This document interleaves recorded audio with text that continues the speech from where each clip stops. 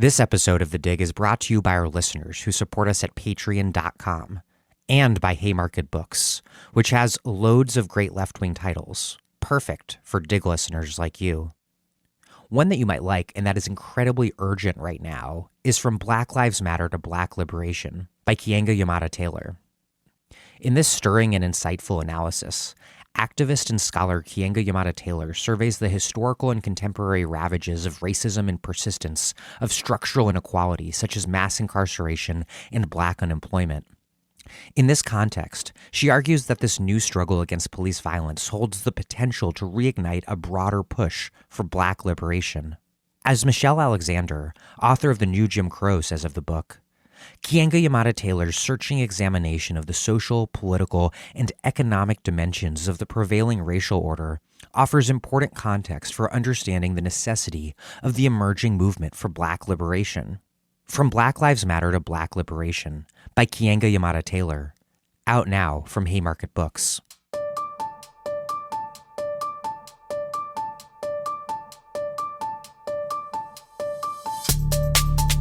Welcome to The Dig, a podcast from Jacobin magazine.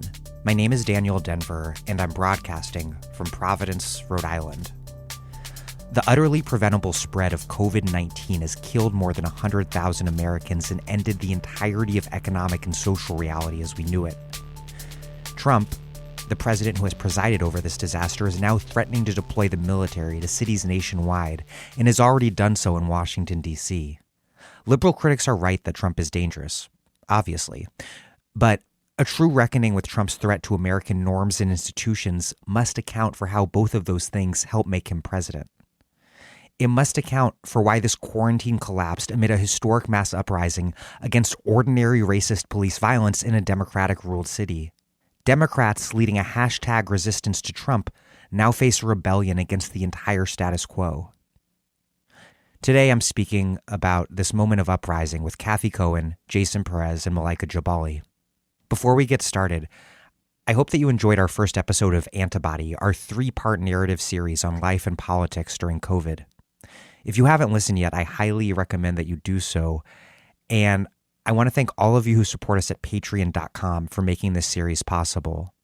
3/4 of the money we used to pay all these incredible radio producers who are making such incredible work came from you, people who are supporting us at patreon.com. And so check out Antibody if you haven't yet. The second episode will be out next week. But this week, instead of asking you to support us on Patreon, I want to encourage you to donate what you can to support these uprisings and the broader movement. One great way to do that is by contributing to the Black Visions Collective at blackvisionsmn.org. That's blackvisionsmn.org. I'll put a link in the show notes. Okay, here's Cathy Cohen, Jasson Perez, and Malaika Jabali. Cathy Cohen is a Black queer feminist professor at the University of Chicago and the author of Boundaries of Blackness and Democracy Remixed.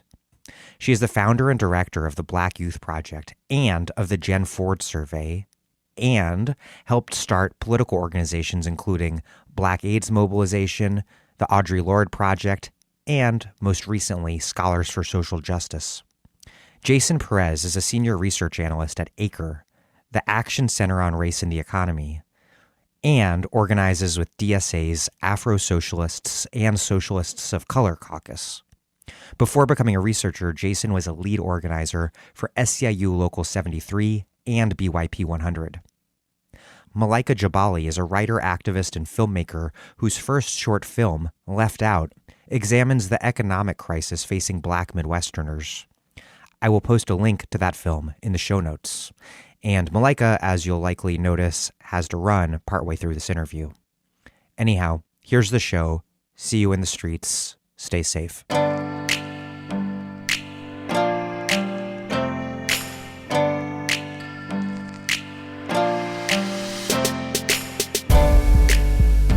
Cathy Cohen, Jasson Perez, and Malaika Jabali, welcome back to The Dig.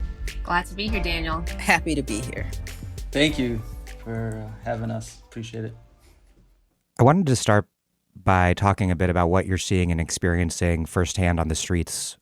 Starting with you, Jasson, you got injured recently. If you could say what happened to you, how are you doing, and what's going on in Chicago? Yeah. I'm doing all right. I have a slight concussion. CAT scan came back cool. Got hit with a baton. We were trying to do a de-arrest. There was like a protest that happened in Hyde Park, which is a pretty bougie area of Chicago on the south side where Obama is, and there was like just a lot of police there just to try to protect the banks and the shops there. And it was pretty much dispersing. And then, we saw someone, it looked like, they were just, doing like rioting, protesting, and cops like jumped on this person. How we normally operate, it's a lot of us who come from like Movement for Black Lives spaces. So, we try to de-arrest folks, which is basically just a tactic of, you grab the person who's about to be arrested by the police, and then you surround the police officers so that they can't get, because what they usually try to do is get a bunch of people to try to arrest like one person or two people.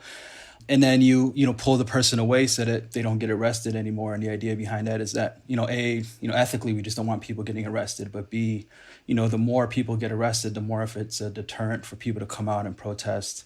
And we always need more bodies on the ground to resist against police.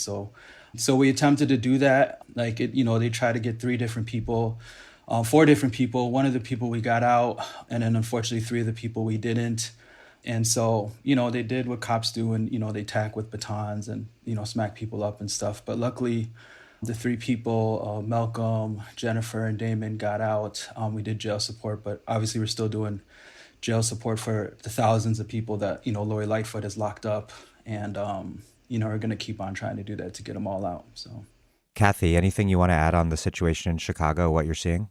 I mean, I think Jasson has kind of covered it all. I guess I would say that, on the front lines, what Jasson detailed is absolutely right. I think that there are other orgs that are also trying to be supportive, holding rallies, engaging in protests, providing bail support, and to understand it as kind of multi-layered in terms of the work. I know a lot of what people see on television, right, are rightly so, folks putting themselves and their bodies on the line, but to know that there are kind of networks and organizations also trying to do the work.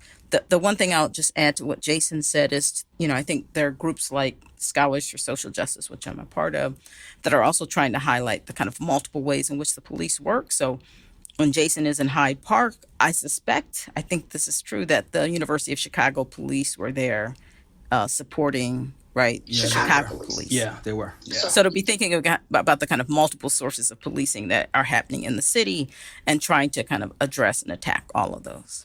So, yeah. And Malaika, what's going on in New York? You're under an 8 p.m. curfew there. There are some people who are defying the curfew, which is unusually early.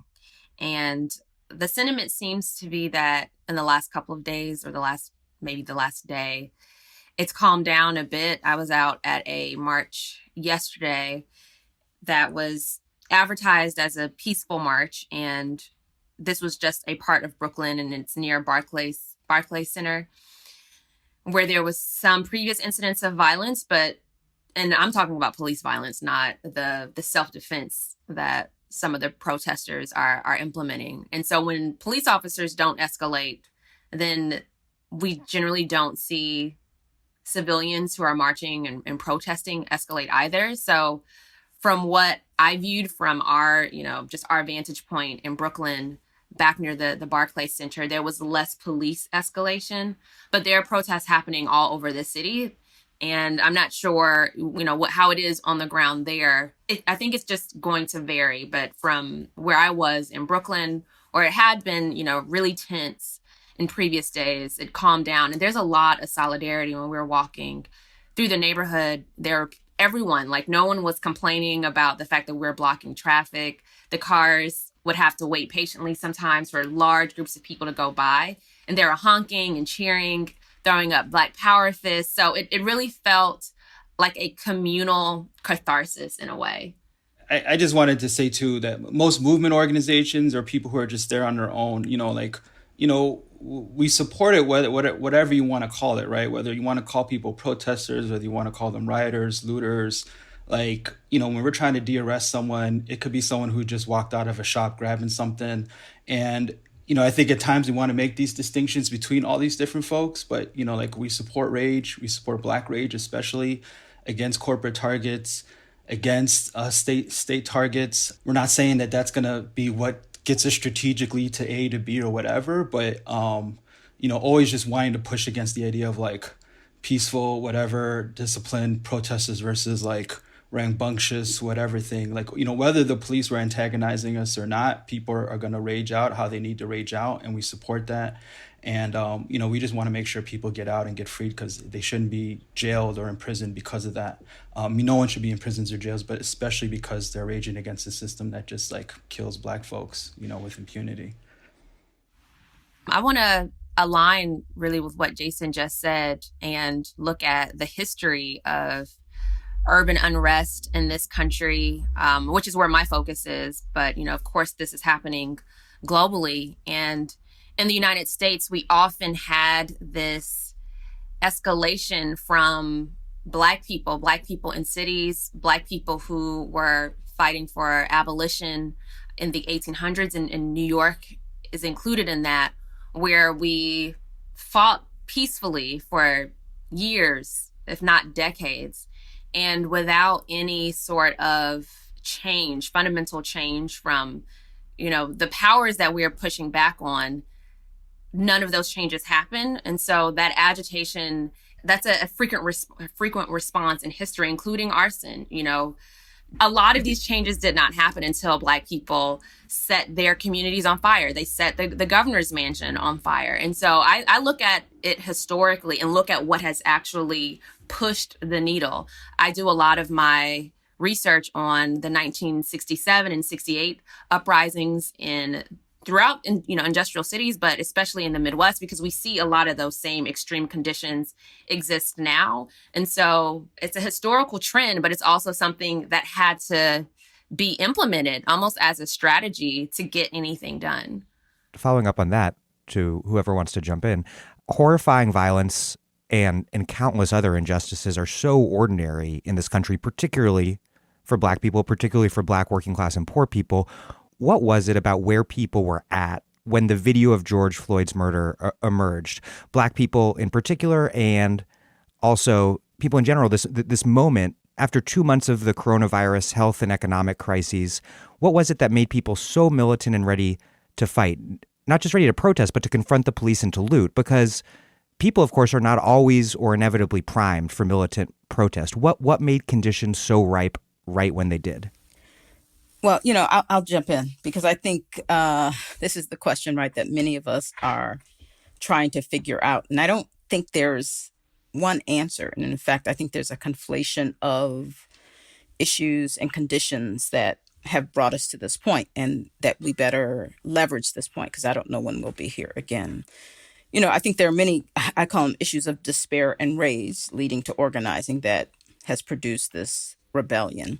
One, of course, is the fact of COVID, right? The fact that 40 million people don't have employment, are not promised or expect to be employed again, that this is a condition that has already been the experience of many Black communities and other, like, for example, Latinx communities, right? It is the disproportionate impact of COVID and death, the reminder of the kind of expendability of Black bodies and Black life, right?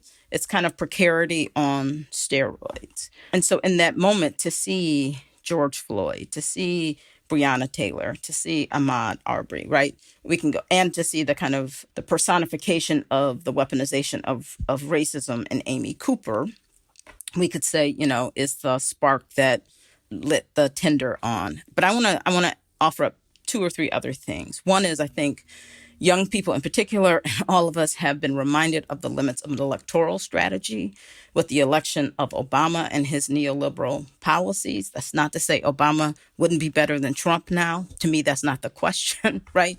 It is a reminder yet again of the limits of something we call electoral Black power, right? To see this moment, in fact, when in many cities that are under rebellion, they are often led, for example, by Black women who I believe eloquently talk about their Blackness, but talk about their Blackness as they call up the National Guard on Black people, right? So we understand the limits of an electoral strategy. We have the exhaustion or whatever you want to call it with law and order Trump. But the other thing I just want to raise, and then other folks can jump in, is I think also we're seeing the benefits, what we are reaping from a generation of protests and of organizing, right? So if you think back to the immigration marches in 2006, if you think back to Occupy in 2011, if you think back to M for BL and the work they've been doing since 2013, right? This is a generation of young people who have grown up both understanding the limits of electoral politics, but also understanding the possibilities through organizing and through revolt and protest. And I think it's all of those things that lead us to this moment where, in fact, young people and many people are kind of saying what we're looking for is systemic change. We're not looking for reform. Yes, we want justice for George Floyd, but we want something more. And I think that's part of what is leading us to this moment. Jasson, Malaika? I mean, I know for a fact people who, even from the anti-globalization, movements and the battle in Seattle, a lot of them, via other organizations, trained a lot of us in Movement for Black Lives around direct action, around de-arresting, around how do you lay siege to a police station, how do you lay siege to like a Magnificent Mile or whatever where the shops where all the billionaire class shops at. I also too think that, I feel like, yeah, for sure, COVID-19. And also I think just sometimes things are spontaneous because they're spontaneous. I know I'm super happy for it. I'm super happy that people are, far more militant and confrontational with cops, not letting their friends get de-arrested, knowing to challenge them at police stations. And, we just got to keep on doing it. And I'm grateful for all the work that we've had and the experience that we've had. I think, Jane McLevy talks about, how striking is a muscle. And I think, organizing and militant civil disobedience at the mass level is also a muscle, and that we have to exercise it and use it. And so all those movements, and I would say even electoral politics at some level on the more, like whether it's the Sanders side or Warren side or someone like these black mayors that Cathy were talking about, I think, those people also are really important in terms of making sure we have the infrastructure of support so that we can engage in this mass civil unrest. Those are the people who are helping set up bond funds, listening to people at bond court, doing jail support, doing medic support, because all those things take organization in order to even to have a successful rebellion, riot, whatever you want to call it. And here I'm defining success as like, the amount of damage done to, like our corporate and capitalist overlords. You have to have some level of coordination. And I think that definitely has a big part of it. Malaika? To what Cathy was saying, I think she covered it quite comprehensively. And I just want to add a little bit of anecdotal reporting that I did when I was in Atlanta. And that's actually my hometown. I was raised there. And there's always this trope about it being a Black Mecca and a city for Black excellence. But at the same time, it also has the highest income inequality in the country. So if we take what is supposed to be the best place for African Americans and we still see that it has all of these challenges and disparities, then no wonder Black people around the country are going to protest. And I think if you think about working class people across race, just all over the country, just thinking of the electoral politics, we're gaslit in a way because we understand the conditions that we're in. We're seeing the breakdown in our public health infrastructure and our social infrastructure.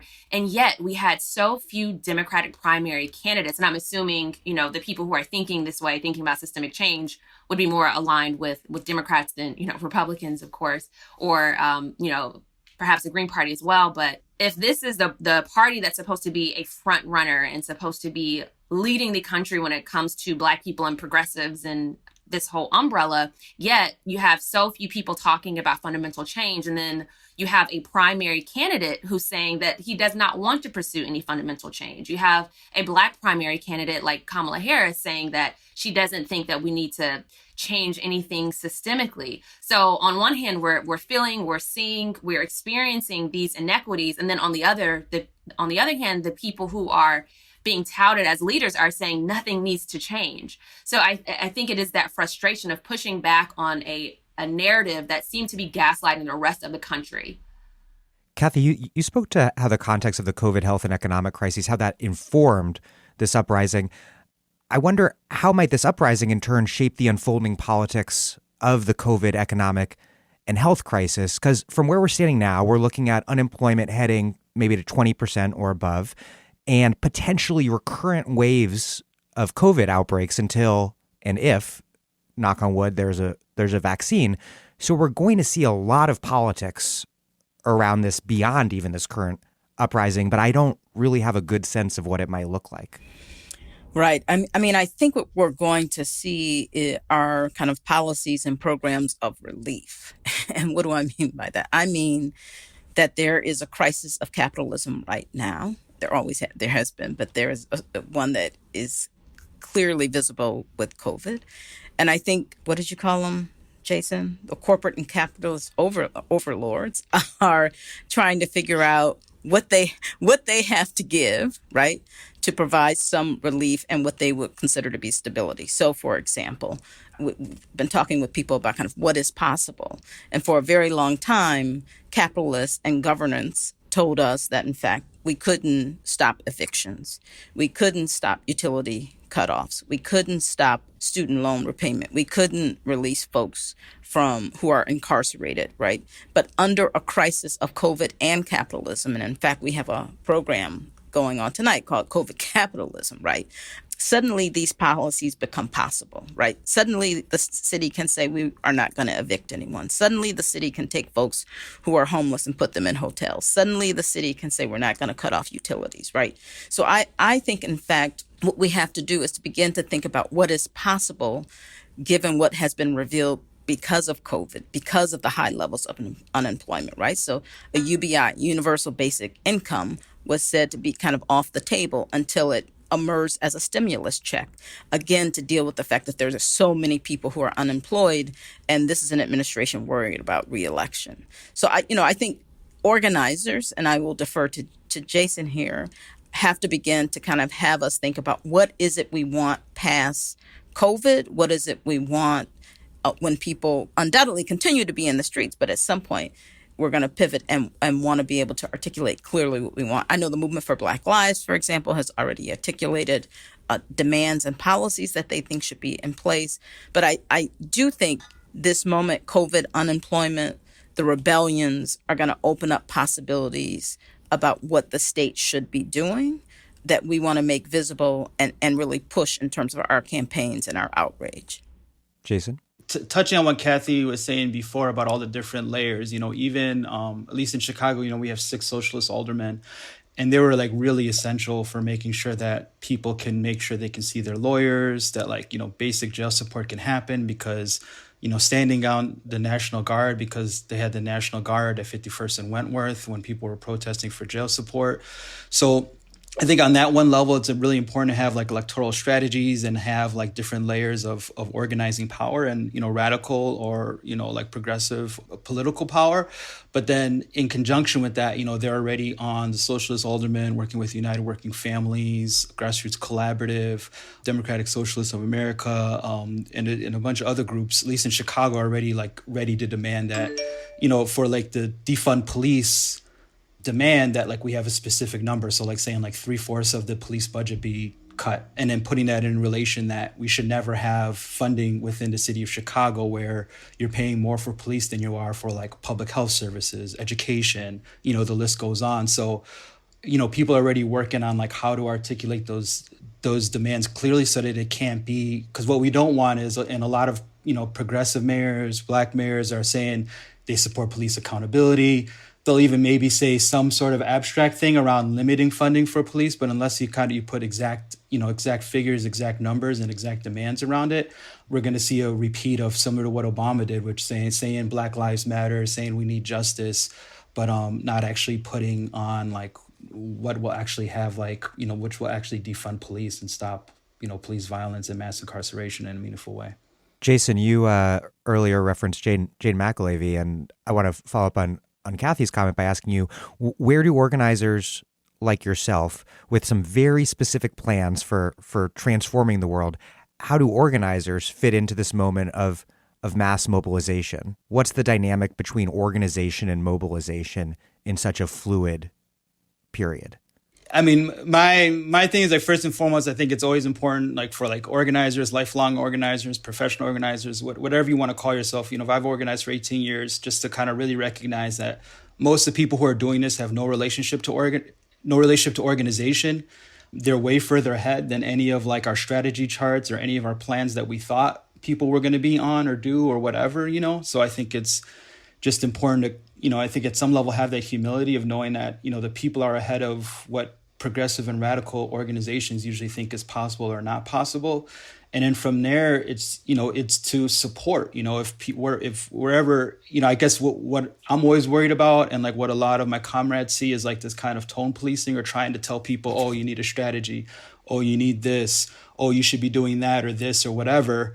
And that's what, you know, people who are experienced organizers, we can do. We can figure out jail support. We can figure out bail support. We can figure out the de-arrest stuff and all this other stuff and to help them out on that. But, you know, like our job isn't to be telling them, oh, you should be doing A, B, and C. At best, we should maybe be giving suggestions and support and taking people's lead. That's not to romanticize saying, you know, the masses on the street know A, B, or C, but it's also to kind of give a distance to saying left organizations, whether it's Movement for Black Lives, DSA, people who are in Sanders, you know, we didn't cause this moment.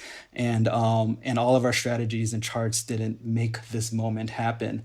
And, you know, I'm not sure that all of our strategies and charts will actually capitalize on this moment, as we've seen with Occupy, as we've seen with Ferguson and Baltimore. So I think it's important that we have planned strategies, and I'm, you know, all my comrades are doing that, but doing it in a way that's supportive of the people taking to the streets and not trying to, you know, say do this or that or whatever.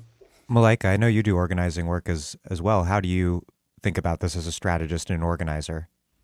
People on the ground, they're almost like the first responders in a way, because they're the ones experiencing the police state more intimately. If they're, you know, living in that community, then they're getting the phone calls, you know, at late hours of the night, where they might need to respond to something that happened around the corner. And my work is a little bit more institutional than that, where we're trying to see how we can bring more Black radical elected activists into office. And we understand, so I work with an organization called Operation Power, people organizing and working for empowerment and respect. And it's based in East New York, Brooklyn. And because so many of these issues are interrelated and they have a lot to do with our economic conditions and our housing and segregation, we've been doing a good amount of work with that in terms of like, what kind of reforms do we need pending the revolution? You know, we're a group of revolutionaries. At the same time, we understand that to get to certain outcomes, like just basic health services, basic, you know, living conditions, we're going to need state power. And we're not going to be able to get, you know, like we're talking about defunding the police. There has to be that sort of inside outside strategy. And so that's a lot of what we do, is we do organizing on the street, but a lot of it is how do we really dismantle the Democratic Party establishment that tends to be neoliberal in its politics, even in a liberal city like New York. And how do we get more Black people to understand that capitalism and white supremacy are the roots of all these other conditions that we're experiencing, homelessness, to the housing crisis, to, you know, overcrowded hospitals. And so that's where we're kind of seeing this moment, is raising people's consciousness. And so we're planning on doing a town hall on that in a couple of weeks. And then, you know, really just figuring things out. I don't think, you know, anyone really knows the answer. If we knew the answer, then we would be free by now. But we're just kind of feeling it out and hoping to use this opportunity to talk about the hypocrisy of capitalism and raising people's consciousness about it. Cathy, you've seen mass uprisings come and go over the years. How can left organizers use these moments of acute unrest to build power, build institutions that outlast these moments? I love that you say over the years. Yes, I've been here so Sorry. long. No. That's good. It's true. Well, I wanted to in part respond to Jason and hopefully get to your question also, which is, when I was talking about kind of beginning to organize and think about what's possible, I wasn't suggesting, in fact, that we tell people what to do, although I do think that that's part of what organizing, not to do, but, give people infrastructure and information, political education, and opportunities to do the things that we would all say would make them free, right? So we're building on people's lived experience and also their own sense of consciousness. But I've been in a number of protests recently. Oftentimes, it's a big crowd of folks, and I think we do have to disaggregate. And Jason, at one point, and I'm not just picking on Jason. I love Jason, right? But yeah, you said rioters, looters. I think you have to disaggregate and have strategies between activists and organizers, folks who are just mobilized, for example, through their church to come into the street, versus those who are, I would say, enraged and in need and might in fact engage in something that they call looting, right, or extraction. And so it seems to me that part of what we all have a responsibility to do is start to think about how do you get folks who are kind of coming into the street, but to broaden or to build on their broader understanding of what's going on. So when folks are there to say justice for George, well, what does justice for George Floyd look like? It is not just police reform. It's about kind of poor Black communities having control. It's about poor Black people having opportunities and a kind of a way of living that in fact is both dignified and joyful and full, right? We have a responsibility to ensure that the state provides that. And to that point, we've got to build power both through the state and outside the state.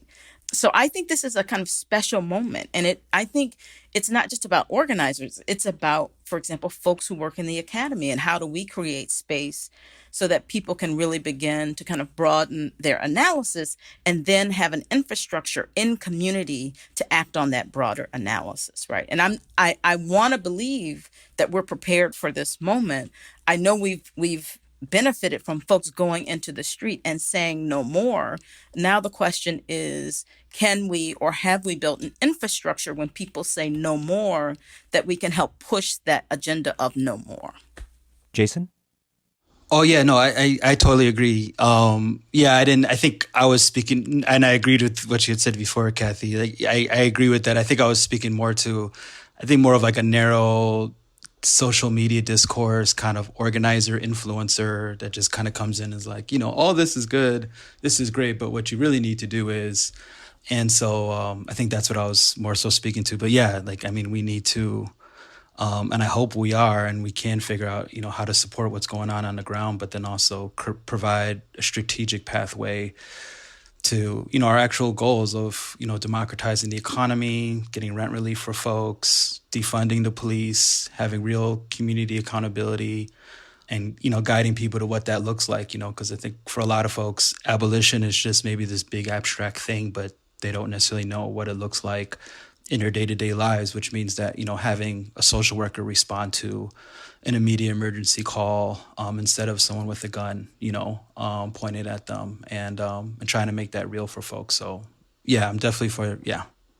What do you all make of the multiracial character of the protests and the way that white people seem to be in the streets, not just as quote unquote allies, but for collective liberation? It seems somewhat novel.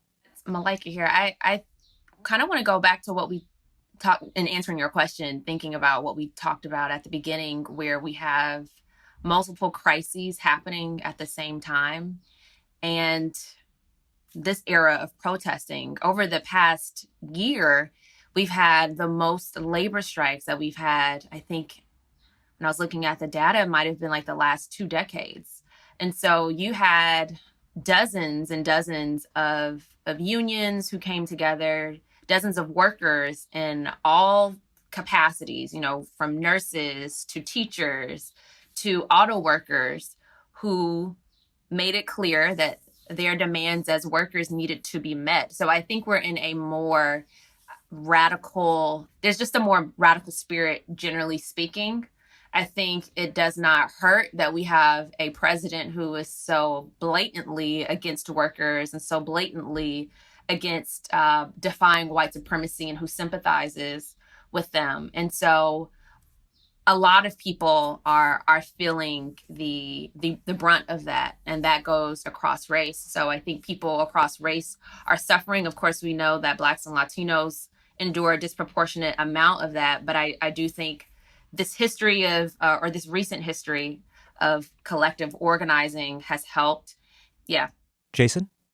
I would say it's always been multiracial. I think it's also been, important conversations on the left that needed to be had and have been had in terms of taking leadership from, at least especially around police violence that happens to Black folks, taking leadership from, Black folks. So which I still think is important. I think I'm really concerned about, the narrative of, Black people, peaceful protesters, white people, outside agitators coming in, making things violent, making things whatever, I think it, first of all, displaces the agency of Black folks who are expressing their rage as they see fit. And also to, a lot of quote unquote progressive mayors and elected officials are using that as cover then to, to intensify violence against protesters in the name of that. Really, Black folks just want to be peaceful. But then, if these other folks these other folks are coming in and ruining the whole thing. So I don't know. I feel like the multiracial character was always there. I think sometimes people on the left have issues with, especially kind of like, like Adolph Reed disciples, like, the idea that like Black people should have a leadership role in that and what it looks, what the protest looks like and what the demands looks like and all those kind of things. And then they try to reduce it to then some sort of, we're saying this is an Black only thing, which at least in my experience, that's never been the case. And it's just good that it's intensifying and that we're moving up to scale, that type of multiracial work. Cathy? Yeah, I hate to be the skeptic here, right, about the solidarity. Maybe it is because I'm older. I think this is going to be, I think a couple of things. One, I think we're seeing the kind of multiracial nature of these protests because we've seen the multiracial impact of capitalism on multiple communities, right? As some people would say, a move to a gig economy that disadvantages a whole bunch of young folks, in particular, the deep alienation towards democratic institutions that's felt across race and ethnicity. So it makes sense, in fact, that people would come into the street. I guess I want to say that that's the minimal test of solidarity, right? Can we get the young white people who are there demanding justice for George Floyd, right, or to defund the police, to really understand a broader agenda that might in fact mean a full-out attack, of course, on white supremacy and a discussion of understanding how in fact white privilege functions even in their lives, right? And so I think like Jasson, I think there's always been a kind of multiracial nature to the work on the left, but there's also been deep racism on the left. And I don't think that has disappeared at this moment. And so, again, I think when the broader struggle about what, for example, a freedom city and who should lead that and what does the inside and outside strategy look like, I think that's going to be more complicated than showing up in the streets for protests, which, of course, is critical. It's critical. I'm not demeaning that at all. But I do think the work ahead is going to get more complicated and more difficult when it comes to thinking about kind of questions of racism and systemic racism and anti-Blackness. Another way to describe the multiracial character of the protest maybe is to identify its youth character. And we've touched on this a bit already, from Black Lives Matter to the immigrant rights movement that won DACA and checked Obama's deportation campaign, to Sunrise, to the Bernie campaign. We've seen youth demanding major social and economic transformation only to be ignored and belittled and derided by the political establishment. And Cathy, you study youth politics and how they change over time and have done a lot of fascinating public opinion research. Does this represent, in some sense, the culmination of a crisis in the incorporation of young people into our two-party system? And if so, what might that mean? Yeah, I mean, I think it's the culmination of just a failure of the two-party system, right? that is elite focused, neoliberal at best in terms of its policies, has not handled or thought about really seriously the crisis of capitalism and what exclusion and to be outsiders, to have denied the fact that people no longer have any real economic stability in their lives, right? That there are all kinds of ways in which kind of the traditional party system has failed. And one of the things that we know is that all young people in the data, for example, that we've generated, say they want a third party overwhelmingly. The problem is people want different things out of a third party or a fourth party. And so trying to figure that out to mobilize a third party that would really have some power. Again, to my skepticism, right? So when we ask young people about kind of the idea of an expansive state, they want that. They want the government to guarantee a job to anyone who works. They want to support UBI. They support the Green New Deal, right?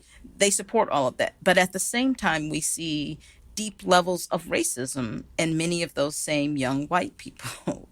Now, clearly, those who identify as Democratic and those who identify on the left show up as less racist in our data, but I don't want to say that because someone can sign on to the idea of an expansive state or the failures of the Republican and the Democratic Party, that because someone wants or worries about and understands the crisis of capitalism, that they also understand racialized capitalism or white supremacy in their own lives, that they are prepared to really think about the ways in which they probably live with white people, interact with white people, have not taken leadership from folks of color. So I think it's, again, complicated even when we talk about young people. I think there are real possibilities there of building a true multiracial coalition that could do deep work to change the structures in the society. But I don't want to take that for granted just because, again,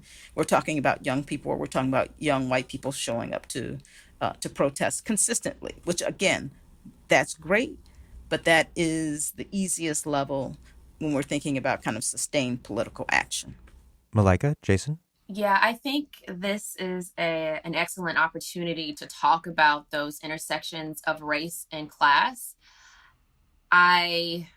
Unfortunately, we don't have a lot of national leaders who can kind of lead that conversation. I know former President Obama is going to be having a talk about George Floyd, I believe, at 5:00.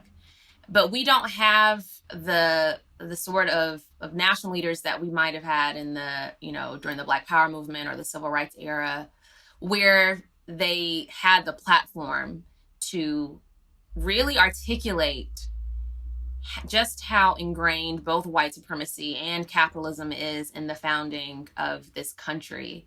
So I have a bit of that skepticism. I am encouraged, I think, because right now, what do we mean by youth anymore? I'm not referring to your studies, Cathy, but just like when we talk about it, like young people voted for Bernie Sanders and older people voted for Joe Biden. When we just talk about, that sort of basic framing, when young people now are millennials who are broaching 40. And a lot of us, as somebody nearing my mid-30s, maybe I'm in my mid-30s, I don't know the cutoff.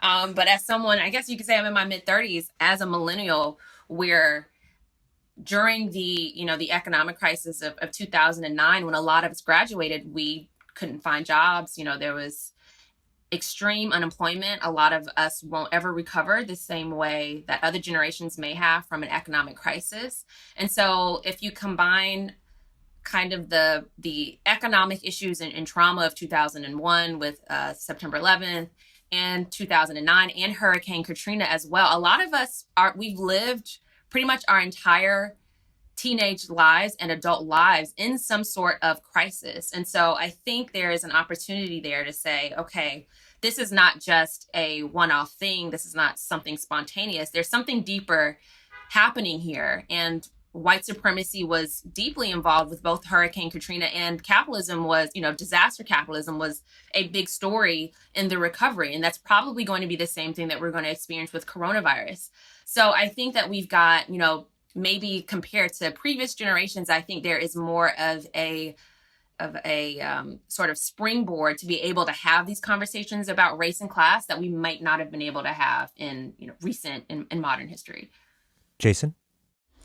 Yeah, no, I totally agree with what was said. I think even in my experience, now that I'm in DSA and just, you're kind of in the DSA sphere, which is DSA is mainly, it's a multiracial organization, but it's mainly white leftists, and I think there's still real issues around building meaningful solidarity. Like you still have a lot of white folks who are happy about Medicare for all, able to see socialism in all of its complexities and its most extreme forms, but then really struggle with, one of the some of the basic demands of, Black left and radical struggles, which is abolition and then reparations, and even, just recently we had, like people within our organization had a pushback against an event from Adolph Reed saying that we shouldn't pay attention to racial disparities when it comes to COVID-19. So, and I think those are, speaking to some of the things Cathy is saying, those are real blocks to building meaningful solidarity in the left. And so you can have people show up for protests, you can have people show up for actions, but what does that look like when you're actually trying to build strategy and build power and build inside-outside strategies if, racial justice isn't at the center, taking on anti-Blackness isn't at the center, and, understanding what, Black radical left demands are, people of color radical left demands are, like open borders. And that's usually what it comes up in. It's not people openly, just like in regular racism, it's not people openly saying, oh, I don't listen to Black people or this and your thing. It's usually pushing back against the political demands of, what Black people of color on the left or indigenous people are saying, at the time. So, yeah, that's super real. Biden isn't exactly rising to this moment, in part because the moment is targeting precisely figures like Biden. But the storyline just a few weeks back was that older Black voters were key to Biden's primary victory, while younger Black voters, of course, like other young voters, were more likely to support Bernie. Do these uprisings bring generational or class or other tensions and differences within Black American politics to the fore? Maybe starting with you, Cathy? What has struck me, and again, it probably has everything to do with the people that I talk to, is in fact the kind of intergenerational support for the mobilization that we're seeing right now, from my dad, who's 93, to me, to my 14-year-old, to the many, many young people that I have had the honor to kind of work with as comrades, Jasson being one. And so in a way that you could tell that kind of narrative about candidate divide, right, between Biden and Sanders, I don't think that's what I'm seeing right now. Now, I think the divide is not about the support for justice or the support for being free, but how that happens, right? And so what I've heard is a kind of concern, and I think at levels across generation, again, with the kind of politics of respectability, right? Which is, how do we understand looting? How do we explain it? How do we justify it? And I do think that that is a space that we really have to kind of talk about. We have to talk about the kind of the racialized nature of the ways in which something like looting gets represented. We have to talk about all the ways in which state-sponsored extraction through fines and fees happens in communities of color all the time. We should be calling that looting. We can tell the story like everybody else is of the beginning of this country, supposedly, that started with the looting through the Boston Tea Party. And that's not to justify it, right? This is the instinct to feel like you have to eventually say, I don't want to justify it, but I do want to accept that people, again, are enraged and in need and are targeting capitalist structures. Even, yes, Black and brown capitalist structures. So I can't hear this thing about how can you take from Black stores anymore, or mom and pop stores. Doesn't mean mom and pop stores don't exploit the people who come in there, right? So I think, that's where I see the generational divide to some degree. And I don't even know if it's a generational divide. It could be a class divide. It could just be how do we think through this divide? Like, who's had the space to really think about it and who hasn't? We can even disagree. But the electoral politics, yeah, there's a split, but we would expect the majority of, for example, Black people to be voting for Biden just because of who's on the other side. And I think the big issue there is this question of excitement. Who's going to just either vote for a third candidate or not vote at all. That's I think the concern of people who are playing in that arena. I think it's important to really look at who we're talking about when we talk about, quote unquote, the Black community, because there are Black voters, there are Black primary voters, there are Black people who are disaffected and angry and don't participate at all. And there was a study done, Sean McElway was one of the researchers looking at the nature of non-voters in the country, and non-voters, by and large, the ones who voted for Obama in 2012 and stayed home in 2016, and not because of voter suppression, but because they chose to. That was, the framing that they were looking at. By and large, they were younger, they were people of color, they had lower incomes. And so I do think that there should be a distinction made between those who participate in the Democratic primary, who did vote for Joe Biden, and those who did not participate at all and may not participate in November.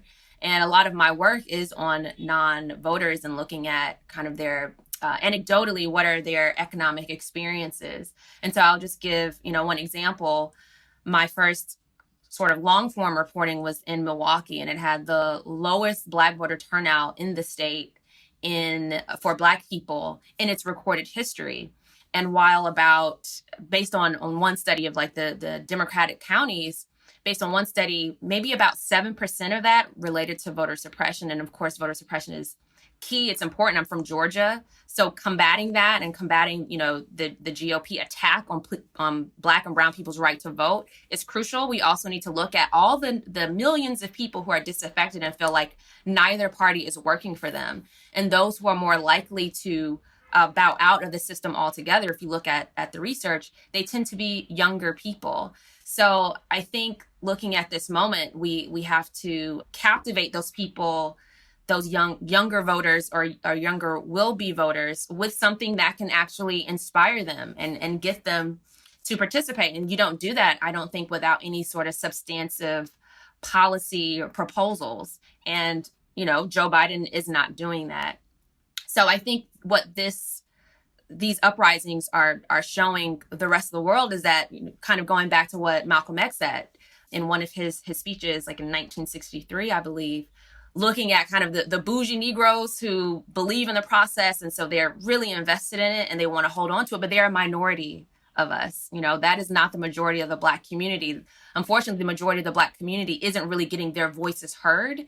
And in a way, rioting is the way that a lot of people are finally getting people to pay attention to systemic issues that they've been seeing in their communities for decades. So we are going to say goodbye to Malaika now. Thank you for joining us. Yeah, thank you so much. Thanks, y'all. Bye, Malaika.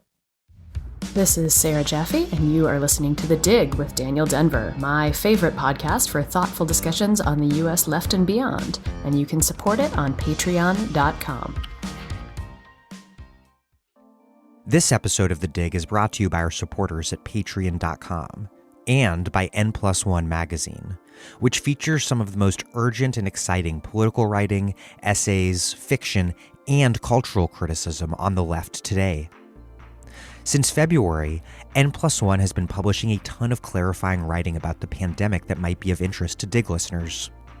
This month, N+1 and Verso Books have collected the best of their pandemic coverage into a new ebook called There Is No Outside: COVID-19 Dispatches. The book includes contributions on the coronavirus and its economic and political consequences by Gabriel Winnett, Andrew Liu, Sarah Resnick, Anna Cecilia Alvarez, Layla Khalili, Jesse Kindig, and more. And it's free with a subscription to N+1. Dig listeners can take 25% off a subscription at n+1.com/thedig.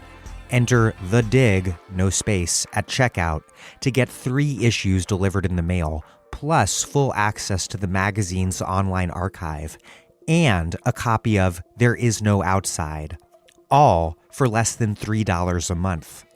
That's NPLUSONEMAG.com/thedig. And enter The Dig, one word, no spaces, at checkout.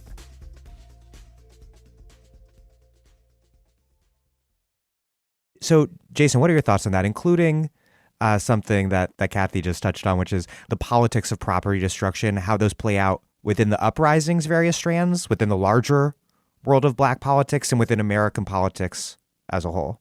Yeah, and I would add another bucket too, kind of like the democratic socialist Bernie land world of politics, and in all three of those buckets, I think there's kind of an addiction to an idea that we always want these policies that like vast majorities support.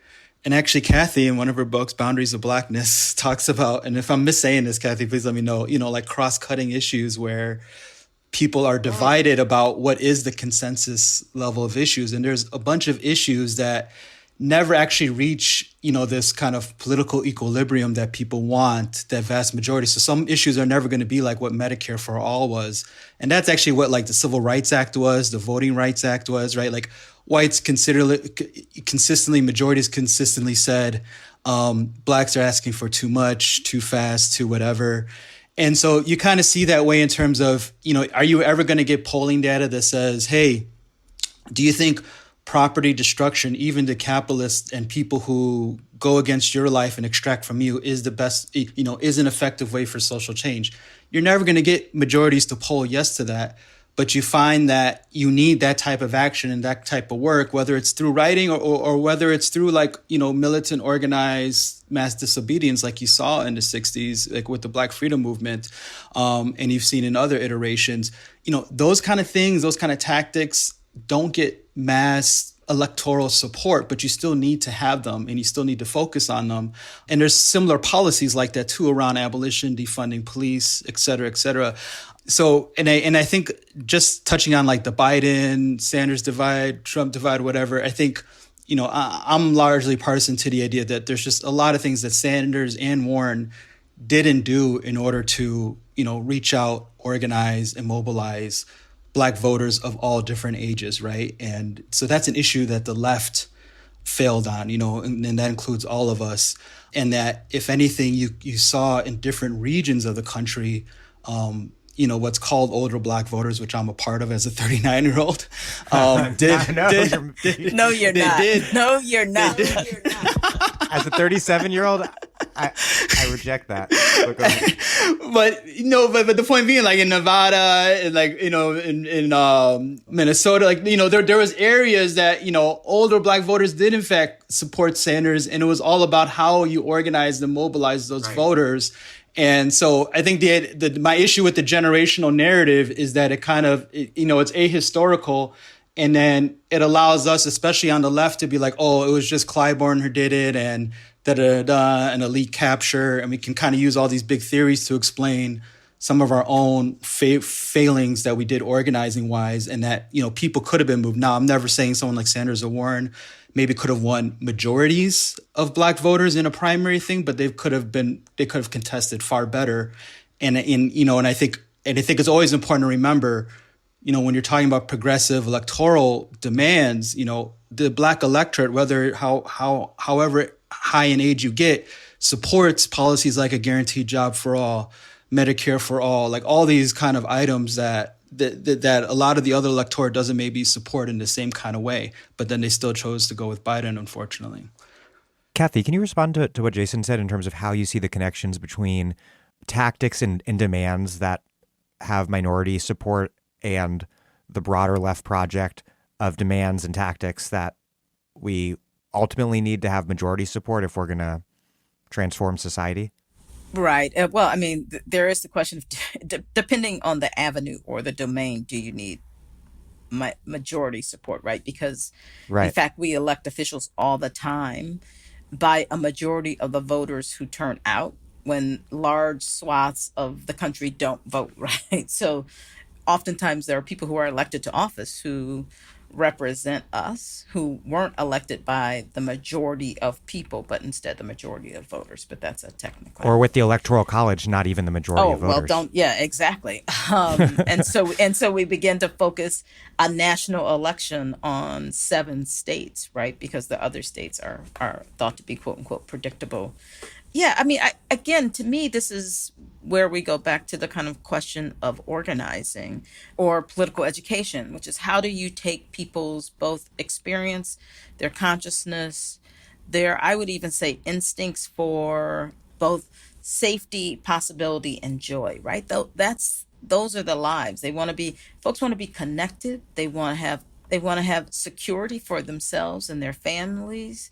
At least in my research, that's what I've seen. Folks want to figure out kind of ways of having dignity and joy, and they want that for other people. And so, how do we take those commitments and attach them to policies that we then can, I would say again, kind of move either through campaigns, both organizing campaigns or electoral campaigns? And I think we have, again, I'm going to say it, I think at this moment we have a possibility, in part because of the kind of multiple issues of despair that many people face. And to ideas that have been already kind of articulated, the question is, can we, or do we have an infrastructure, and do we have, I guess, leaders who can begin to kind of provide a more intersectional weaving of people's commitments, those kind of more generous humanistic commitments, into policies where in fact we can build majorities, right? I mean, that's the work of politics in many ways. It's not to just find the policies where the majority of people agree, because oftentimes those are watered down or shaped in ways that really benefit those who already have power. But how do we in fact build majorities and build power? That's what organizing is, both in the electoral arena or outside the electoral arena. And so this is what I meant earlier. We are seeing young people and a whole swath of folks going out into the streets. That is amazing, and we need to understand that as something unique. This moment is unique. But can we now leverage all of those bodies, all of the pain, all of the outrage, right? And all of the desire for something better into something we might really call a movement, right? Where we are taking and building power, where we have an agenda that we want to, in fact, see enacted, where we understand that we may not get that agenda across the country, but we can get them in different sites. What an organization, coalition in Chicago calls kind of freedom cities, right? How do we do that political work? And to me, that's the work that we're confronted with right now, which is, how do we actualize, right, the anger and the rage and the hope that people have at this moment into something that will really kind of impact their lives, change power, shift power, and make kind of full human lives possible for folks in marginalized communities. Yeah, Jason, I want to hear your thoughts on that. And one way to frame a follow-up question is, maybe we hear on the debate on the left often debates between kind of the particular versus the universal, but maybe that whole debate is sort of misframed, given that it's capitalism and racism that makes these divisions and particularities. And so it's not, is it fair to say it's not so much of a question of whether to emphasize the particular or the universal, but how to stitch together particularities that are already existing into a universal? Yeah, I don't have much to say outside of what Cathy said. I think it's spot on. And I think Kianga usually expresses this also, that, all struggles need to be anti-racist, anti-sexist, center the lives of, queer folks, trans folks. And that's not just on some ethical virtue signaling thing, but it literally goes to how we build power and build a durable political coalition and solidarity, So yeah, I think that work is just always has to be at the center of what we do. And I think some of the issues, at least within the left, is like, when we have this discourse of, I want to make clear, I believe in building majorities, especially electoral majorities, and electoral majorities that move out of the narrow sphere of who votes now, right? So I believe in that strategy. But I also have to, I think we also have to be realistic about, for sure, Warren and Sanders both had a theory of how to build that majority, and it failed.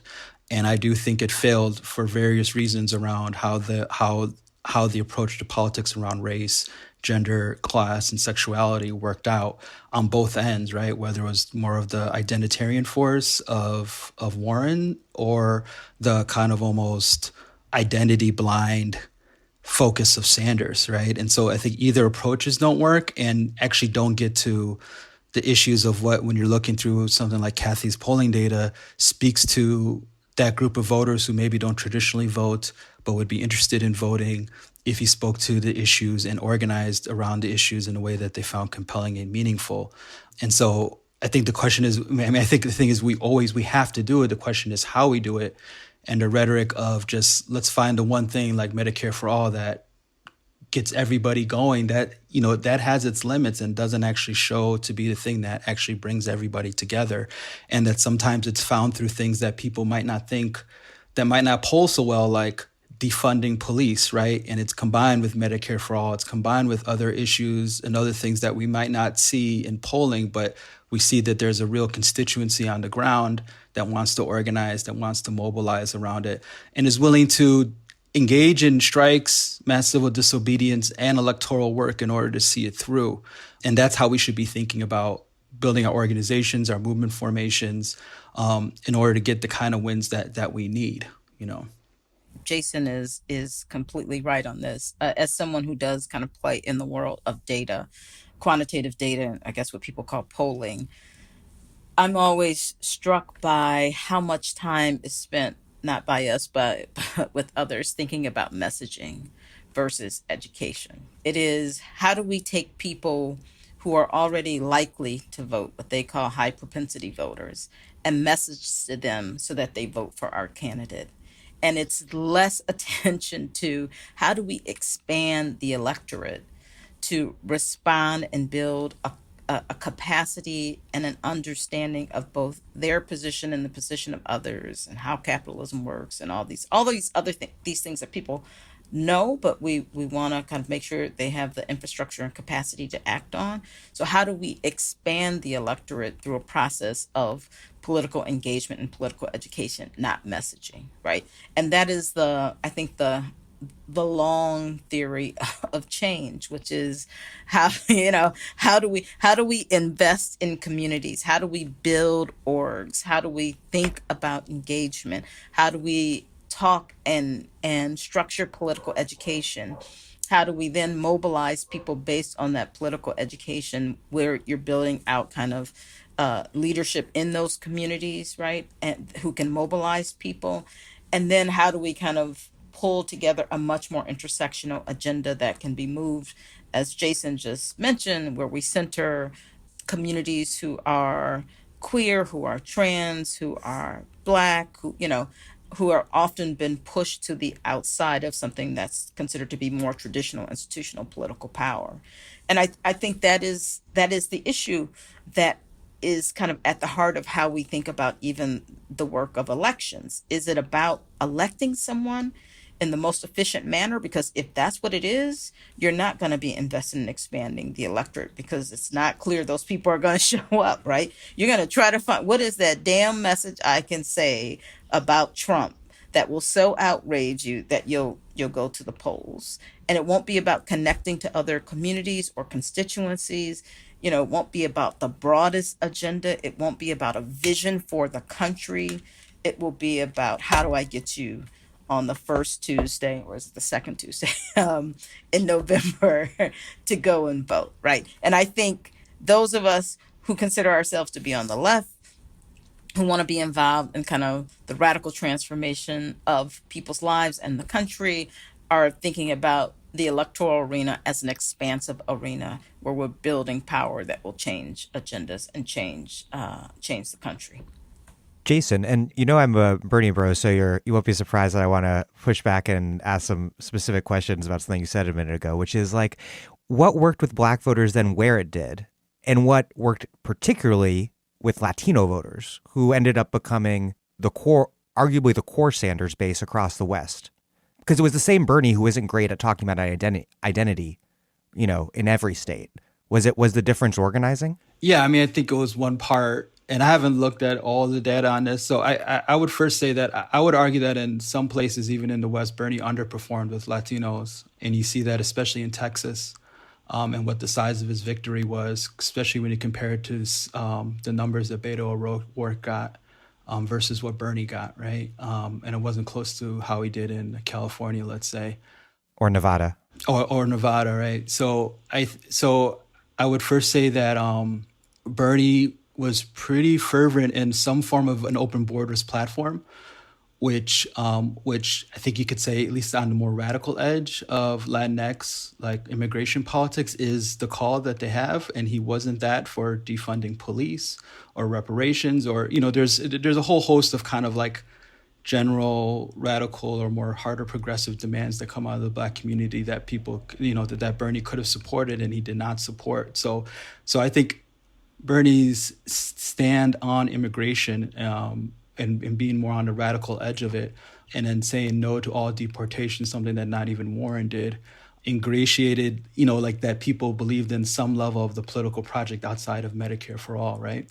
So I think that part, right? I think, just internally within the campaign, and this is all anecdotal, that he did far more empowerment of the Latinx organizers within the campaign, and actually put more dollars and more resources in that area than he did versus the amount of Black organizers and internal resources that were put towards South Carolina, Alabama, Virginia, especially the places in the South. I believe there was an internal strategy that they didn't need to put as many resources in order to be competitive with the Black vote. This is all anecdotal and just stuff that I've been getting from people in relation to the campaign.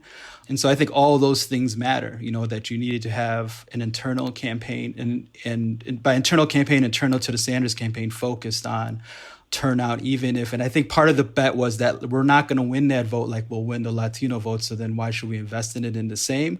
But that goes to what Cathy was talking about in terms of, what is your campaign after? Is it after efficiency of turnout, or is it after a certain education process and persuasion process of voters to turn them out, and knowing that sometimes you might not win the majority, but you'll certainly do better than getting only 30% of an electorate, or 20%. Like usually we can blame the outside if we lose at the margins, right? So we can blame like red baiting. We can blame the DNC, like coordinating against Bernie.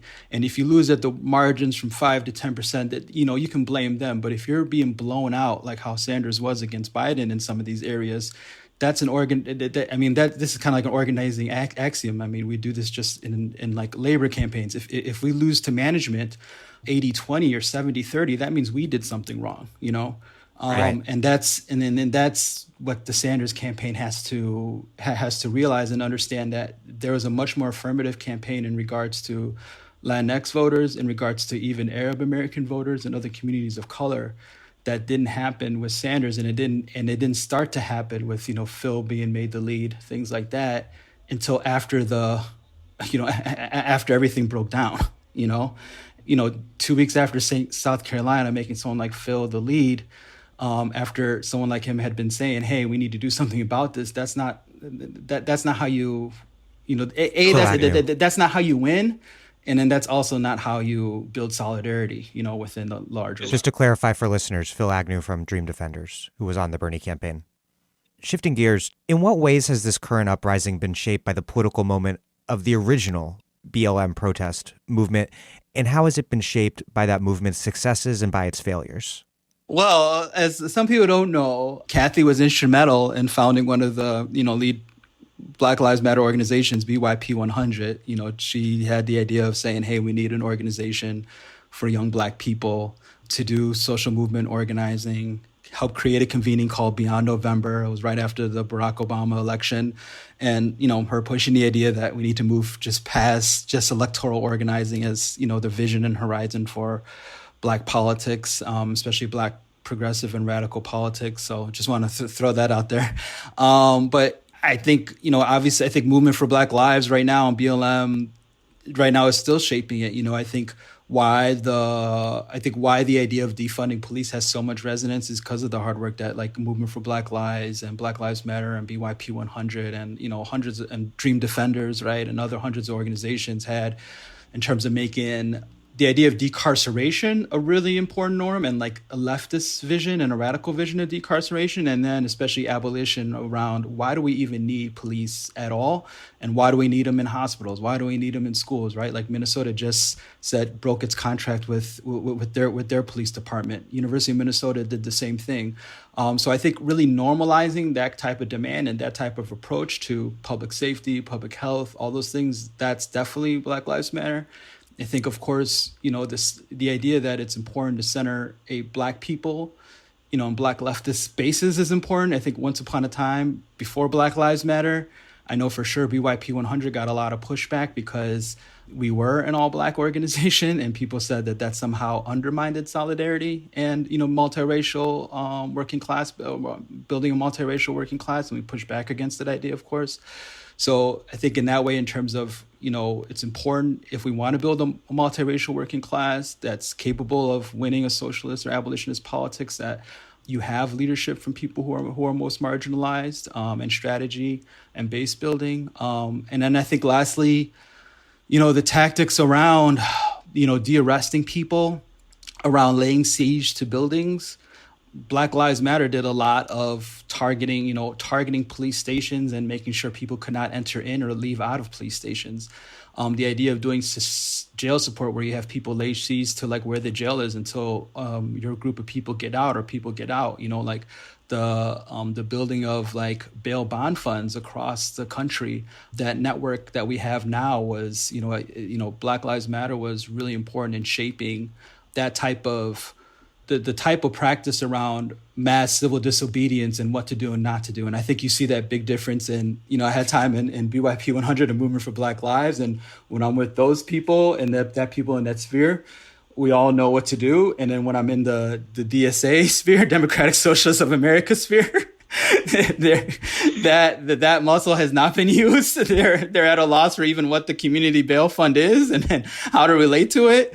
And it's not as instinctual. And of course, at least in Chicago, and I know in New York too, they're taking the lead from, Movement for Black Lives affiliated organizations. It's like Assata's Daughters, Let Us Breathe, all these different kind of groups. But you can just see the difference in how to support, a rebellion, mass disobedience, and how to keep it going, and then how to escalate it, and then make sure all the support is happening. And so I think that's, that's some of the ways that it's definitely, is helping this moment and has helped this moment.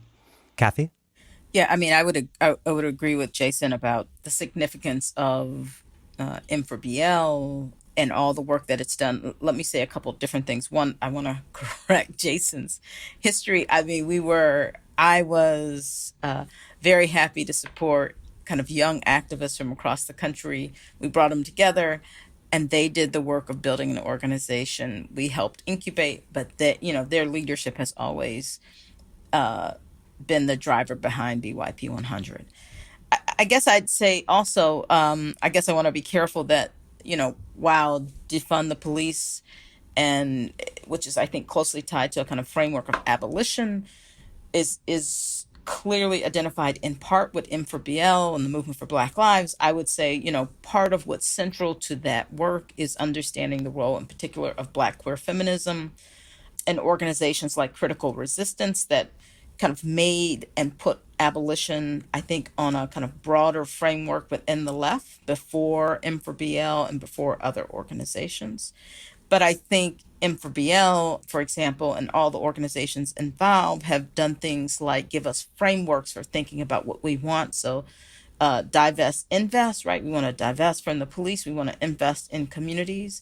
Again, a Black queer feminism that centers those who are most marginal, not to take care of them, but to amplify voices and make sure that they hold leadership positions so that they can shape the types of campaigns and the types of programs and policies and visions for the future that we're mobilizing behind.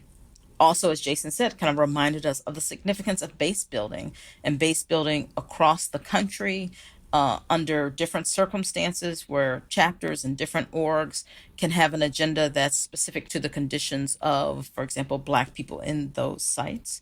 I think that is important, but also they have been quite attentive to the infrastructure of bringing people together to build what might be a national or transnational movement. And I think the other thing that they've done very well is to understand that the kind of pain, suffering, and resistance that is rooted in the United States is not just the work of folks in the United States, or not just the experience of folks in the United States. And so many of the leaders of the movement for Black Lives have sought counsel and learning internationally. How do folks, for example, in Palestine, how do they resist? What is their analysis? What can we learn from their experiences, right? Or in South Africa. And so I think it has become a kind of transnational movement.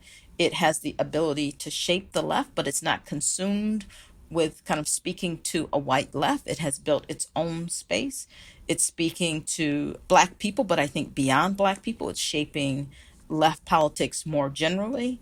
But you asked the question about kind of what maybe the movement should be doing better, or where they could turn their attention. And I do think it is this moment of, we've gotten to a place where people are in the streets. What do we do now? And it's not to say that they don't know how to do it. They are organizing all the time. But I do think this is a kind of critical moment where we have lots of people who may not be, as Jasson would say, attached to orgs, or they may be attached to orgs that aren't explicitly political. And how do we move them into formations where, in fact, they get both support, they get infrastructure, they get political education, and they get kind of the opportunity to mobilize and to create wins, right, in their lives, in their communities, in the country. So I think we owe a lot to young activists, and in particular, Movement for Black Lives. And there's a lot that is going to unfold over the next few years, and I think we should all do what we can to support that movement.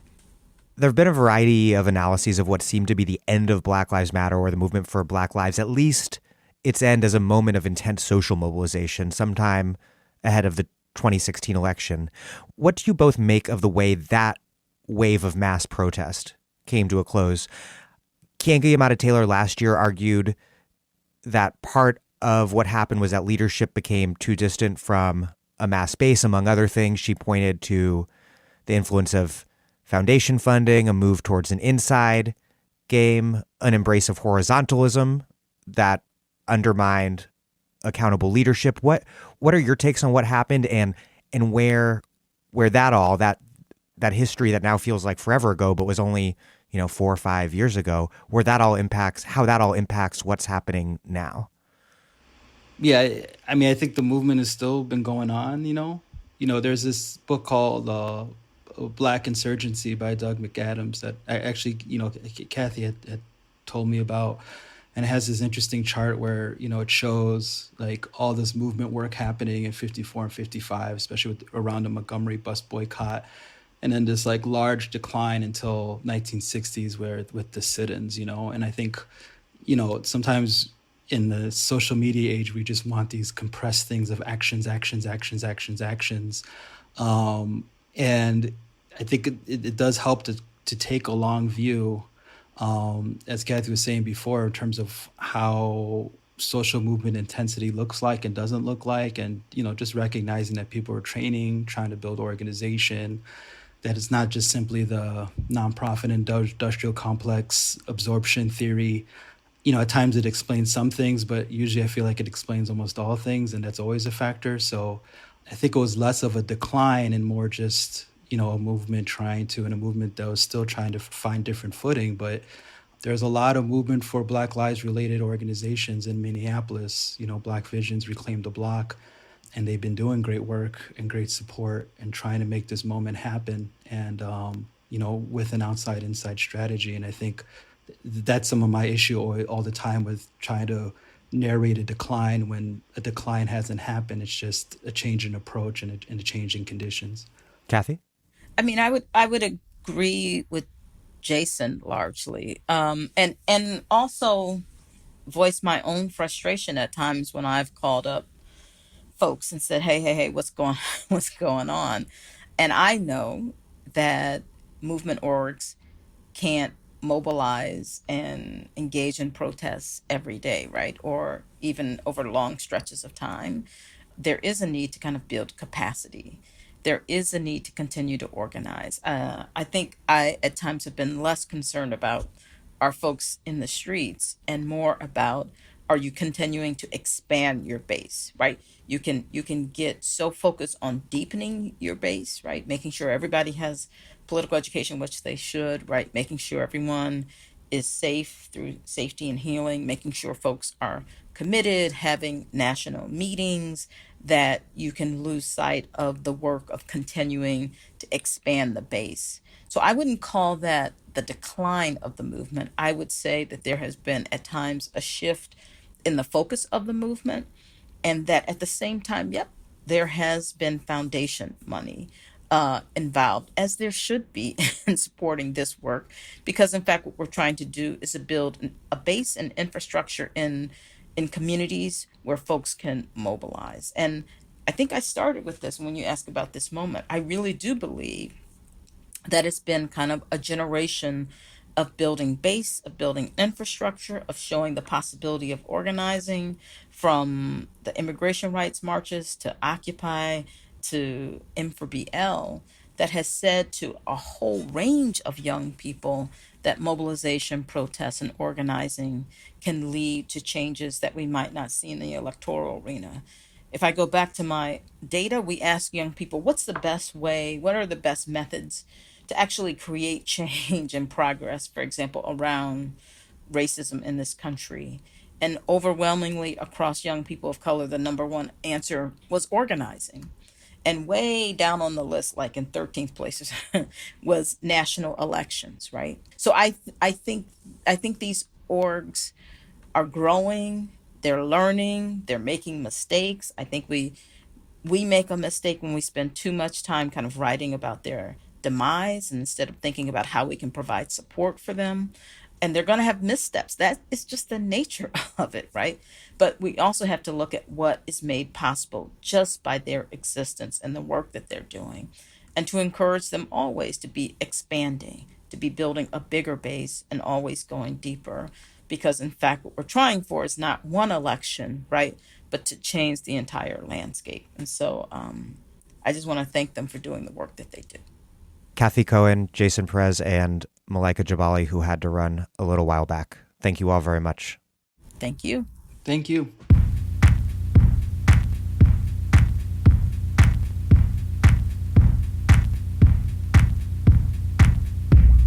Cathy Cohen is a professor at the University of Chicago, the author of Boundaries of Blackness and Democracy Remixed, the founder and director of the Black Youth Project and the Jen Ford Survey, and helped start the political organizations Black AIDS Mobilization, the Audre Lorde Project, and, most recently, Scholars for Social Justice. Jasson Perez is a senior research analyst at ACRE and organizes with DSA's Afro-Socialists and Socialists of Color Caucus, and he used to work as a lead organizer for SEIU Local 73 and BYP 100. Malaika Jabali is a writer, activist, and filmmaker whose first short film, Left Out, examines the economic crisis facing Black Midwesterners. There is a link to Malaika's film in the show notes. Thank you for listening to The Dig from Jacobin magazine. As Marx once said, after noting that the police, the judiciary, and the administration are not deputies of civil society itself, which manages its own general interest in and through them. Rather, they are office holders of the state whose purpose is to manage the state in opposition to civil society. While other podcasts have only interpreted the world in various ways, our point is to change it. We are posting new episodes every week. The Dig was produced by Alex Lewis, music by Jeffrey Brodsky. Our communications coordinators are Julia Rock and Zachary Nin. Our senior advisor is Thea Riofrancos. Check out our vast archives at thedigradio.com. Follow us on Twitter at thedigradio. And please do find us wherever you get podcasts and subscribe. If it's on iTunes, you can also leave us a nice review. Those reviews help put us in touch with new listeners. And what really does that, though, is you telling friends about the show and why you like it, why you listen to it, etc. please make propaganda for us. And do find us on patreon.com and make a monthly contribution to keep this operation going. Even a few bucks is huge.